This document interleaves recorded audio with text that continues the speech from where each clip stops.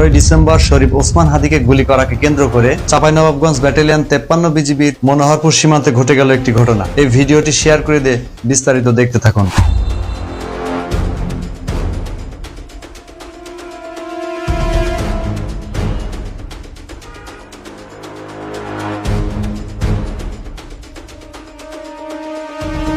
সম্প্রতি ইনকিলাব মঞ্চের মুখপাত্র শরীফ ওসমান হাদিকে গত 22 ডিসেম্বর তারিখে গুলি করাকে কেন্দ্র করে বিজিবি কর্তৃক সীমান্ত দায়িত্বপূর্ণ এলাকায় বিশেষ টহল, চেকপোস্ট স্থাপন এবং গোয়েন্দা নজরদারি বৃদ্ধি করা হয়। সম্প্রতি চাঁপাইনবাবগঞ্জ সীমান্ত এলাকা দিয়ে দুষ্কৃতিকারীরা বাংলাদেশের অভ্যন্তরে বিশৃঙ্খল পরিবেশ সৃষ্টির লক্ষ্যে বেশ কিছু পরিমাণ অস্ত্র প্রবেশের পরিকল্পনা করছে বলে জানা যায়।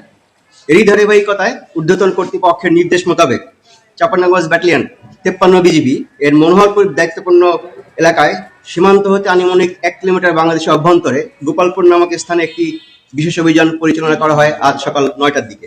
অভিযান পরিচালনাকালীন সময়ে দুজন মোটরসাইকেল আরোহীকে দূর থেকে থামতে সংকেত দেওয়া হলেও মোটরসাইকেল আরোহীরা দ্রুততার সাথে বাঁক পরিবর্তন করে স্থান ত্যাগ করে এবং এই সময় তাদের মোটরসাইকেল থেকে একটি ব্যাগ পড়ে যায়। আমাদের টহল দল পরবর্তীতে ঘটনাস্থল থেকে ব্যাগটি উদ্ধার করে এবং সেখানে পলিথিনে মোড়ানো অবস্থায় 4টি ইউএসএ প্রস্তুতকৃত বিদেশি পিস্তল, 9টি ম্যাগাজিন এবং 24 রাউন্ড গুলি উদ্ধার করা হয়। দুষ্কৃতিকারীরা বাংলাদেশের অভ্যন্তরে বড় ধরনের নাশকতার সৃষ্টি করতে পারে এবং অবৈধ পথে অস্ত্রগুলো আনার সর্বোচ্চ চেষ্টা করছে বলে আমরা ধারণা করছি। বিজিবি সবসময় তৎপর রয়েছে এবং আমাদের সকল সদস্য পেশাদারিত্বের সাথে দায়িত্ব পালনে সংকল্পবদ্ধ।